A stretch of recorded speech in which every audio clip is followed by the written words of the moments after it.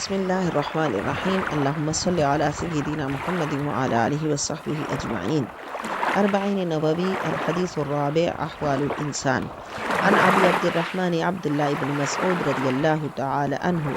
حضرت ابو عبد الرحمن عبداللہ ابن مسعود رضی اللہ تعالی عنہ سے روایت ہے، قال، وہ فرماتے ہیں، حدثنا رسول اللہ صلی اللہ علیہ وسلم، ہم سے بیان کیا اللہ کے رسول صلی اللہ علیہ وسلم نے، وَهُوَ الصَّادِقُ الْمَصْدُوقُ، اور وہ سچے ہیں اور ان کی سچائی تسلیم شدہ ہے۔ إِنَّ أَحَدَكُمْ يُجْمَعُ خَلْقُهُ فِي بَطْنِ أُمِّهِ 40 يَوْمًا نُطْفَةً، تم میں سے کسی کا مادہ خلقت ماں کے پیٹ میں 40 دن تک جمع رہتا ہے، ثم يكون علقة مثل ذلك، پھر ہو جاتا ہے اس کی مثل جمع ہوا خون، ثم یکون، پھر ہو جاتا ہے مدغۃ مثل ذلك، اسی طرح گوشت کا لوتھڑا، ثم یرسل الیہ الملک، پھر بھیجا جاتا ہے اس کی طرف فرشتہ، فینفخ فیہ الروح، پس وہ پھونکتا ہے اس میں روح، ویؤمر باربع کلمات، اور اسے حکم دیا جاتا ہے 4 چیزوں کا، بکتب رزقہ، اس کے رزق کا لکھنا، واجلہ، اس کی موت، وعملہ، اس کا عمل، وشقی او سعید، کہ وہ خوشبخت ہے یا بدبخت ہے۔ فوالذی لا الہ غیرہ، بس اس کی قسم کہ جس کے سوا کوئی معبود نہیں، ان احدکم لیعمل بعمل اہل الجنہ، کہ بے شک تم میں سے کوئی ضرور عمل کرتا رہتا ہے اہل جنت والا، حتی ما یکون بینہ وبینہا الا ذراع، یہاں تک کہ اس کے اور جنت کے درمیان صرف 1 گز کا فاصلہ رہ جاتا ہے، 1 ہاتھ کا فاصلہ رہ جاتا ہے۔ فیسبق علیہ الکتاب، تو اس کے اوپر تقدیر غالب آ جاتی ہے، لکھا ہوا غالب آ جاتا ہے۔ فیعمل بعمل اہل النار، بس وہ عمل کر بیٹھتا ہے اہل دوزخ والا، فیدخلھا، اور اس میں داخل ہو جاتا ہے۔ وَإِنَّ أَحَدَكُمْ لَيَعْمَلُ بِعَمَلِ أَهْلِ النَّارِ، اور تم میں سے کوئی عمل کرتا رہتا ہے اہل دوزخ والا، حَتَّى مَا يَكُونُ بَيْنَهُ وَبَيْنَهَا إِلَّا ذِرَاعٌ، یہاں تک کہ اس کے اور اس کے درمیان، یعنی جہنم کے درمیان صرف 1 ہاتھ کا فاصلہ رہ جاتا ہے۔ فَيَسْبِقُ عَلَيْهِ الْكِتَابُ، تو اس پر تقدیر کا لکھا غالب آ جاتا ہے۔ فَيَعْمَلُ بِعَمَلِ أَهْلِ الْجَنَّةِ فَيَدْخُلُهَا، پس وہ عمل کرتا ہے اہل جنت والا اور اس میں داخل کر دیا جاتا ہے۔ اس حدیث پاک میں یہ بتایا گیا کہ پہلے تو انسان کی مختلف حالتیں، کہ انسان سب سے پہلے ایک منی کا قطرہ ہوتا ہے، نطفہ کہتے ہیں منی کے قطرے کو، وہ بچا ہوا تھوڑا سا پانی جو آخر میں رہ جائے تو یہ منی کا جو قطرہ ہوتا ہے وہ ہوتا ہے۔ پھر یہ کہ وہ جمع ہوا خون ہوتا ہے، خون وہ جم جاتا ہے، اور اس کے بعد گوشت کا لوتھڑا ہوتا ہے۔ یہ انسان کی حالت ہے جو بتائی جا رہی ہے۔ سورہ دہر میں بھی اس کو بہت تفصیل سے ذکر کیا گیا ہے کہ انسان تاکہ اپنی اس ابتدائی حالت پہ غور و فکر کرے کہ جب ایک وقت وہ تھا، وہ کچھ بھی نہیں تھا، کوئی قابل ذکر شے ہی نہیں تھا، پھر اس کی ابتدا دیکھیے کہ صرف ایک پانی کا قطرہ، پھر جمع ہوا خون، اور پھر گوشت کا لوتھڑا، یہاں تک کہ پھر اس کے پاس فرشتہ بھیجا جاتا ہے جو اس کے دنیا میں آنے سے پہلے اس کا رزق، عمل، نیک بختی اور بدبختی لکھ رہا ہے۔ تو پتہ چلا کہ یہ سب کچھ تو ماں کے پیٹ میں لکھ دیا گیا۔ اب بندہ انہی سارے معاملات میں زندگی بھر پریشان رہتا ہے، اور وہ اپنی اس ابتدا کو بھولے رکھتا ہے، اور پھر انجام وہی ہوتا ہے کہ اگر کسی کا خاتمہ ایمان پر ہوتا ہے تو اس کا ٹھکانہ جنت ہوتا ہے،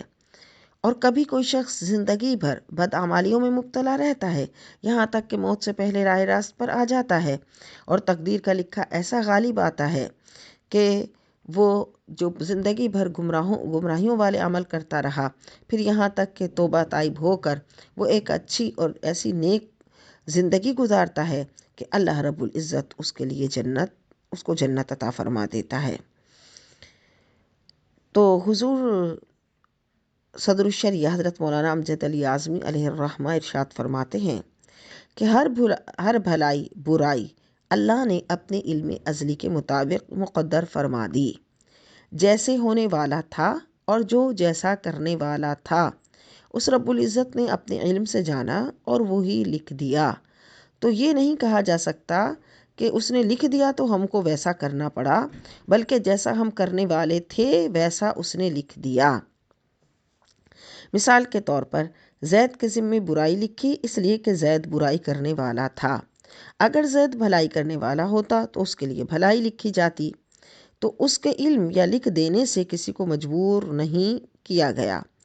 بلکہ جو جیسا کرنے والا تھا ویسا لکھ دیا، یعنی اللہ رب العزت نے اپنے علم ازلی سے سب جانا، اور اللہ اپنے علم ازلی میں سب جانتا ہے۔ چنانچہ تقدیر کا انکار نہیں کرنا چاہیے، بلکہ تقدیر کا انکار کرنے والوں کو تو اللہ کے نبی صلی اللہ علیہ وسلم نے اس امت کا مجوسی بتایا۔ اب یہ حدیث پاک ہماری زندگی بھر کے لیے ہمارے اندر ایک خوف پیدا کرنے اور اپنے آپ کو بہت بڑا نہ سمجھنے اور غرور و تکبر سے بچنے کی طرف بھی لے جاتی ہے کہ بندہ کبھی بھی اپنے اچھے اعمال پر ناز نہ کرے، بلکہ ہمیشہ اپنے خاتمہ ایمان کا خوف کرے اور اس بات کا متمنی رہے کہ اس نیکیوں پر اس کو ایسی استقامت رہے یہاں تک کہ مرتے دم تک وہ ان پر ایسا قائم رہے کہ اس کا خاتمہ ایمان پر ہو۔ اسی طرح کوئی گناہ کرنے والا بھی اللہ کی رحمت سے نا امید نہ ہو، بلکہ ہمیشہ اس امید پر اپنی توجہ رکھے کہ بہت سارے گناہوں کے باوجود بھی اگر اللہ سے معافی مانگوں گا تو میرا رب مجھے معاف کر دے گا۔ تو لہٰذا وہ توبہ طائب کرے، نا امید ہونے کے بجائے توبہ کر کے اپنے رب کو منائے اور اپنے رب کی طرف توجہ کرے، اپنے رب کی طرف رجوع لائے، تو انشاءاللہ اس کے گناہوں کو معاف کر دیا جائے گا۔ تو یہ ایک طرف تو گناہ گار شخص کو نا امیدی سے بچانے کی طرف اشارہ ہے، اور دوسری طرف ایک نیک شخص کرنے والے کو اپنے آپ پہ ناز نہ کرنے اور غرور و تکبر سے بچنے اور خوف خدا رکھنے کی طرف اشارہ ہے کہ اللہ سے خوف رکھو اور اپنے نیک اعمال پر ناز مت کرو، بلکہ اللہ کی رحمت پر بھروسہ رکھو کہ اللہ تعالیٰ ہی جانتا ہے کہ کس کا خاتمہ کس پر ہوگا۔ تو انسان کو چاہیے کہ ہمیشہ اپنے خاتمے کی فکر کرے۔ جس کو اپنے خاتمے کا خوف رہا اور وہ اس بات سے ڈرتا رہا اور اللہ سے دعا کرتا رہا کہ اللہ اس کا خاتمہ ایمان پر کرے، تو اس کا خاتمہ ایمان پر ہوتا ہے، اور جو بے خوف رہا تو وہ اکثر خاتمہ ایمان سے محروم ہو جاتا ہے۔ ہم اللہ سے دعا کرتے ہیں کہ اللہ تعالیٰ اپنے حبیب پاک صلی اللہ علیہ وسلم کے صدقے اور تمام اولیاء عظام کے صدقے اور ان مبارک ہستیوں کے صدقے کہ جن کا خاتمہ ایمان پر ہوا، اللہ رب العزت ہمارا خاتمہ بھی ایمان پر، عافیت پر اور سلامتی پر فرمائے۔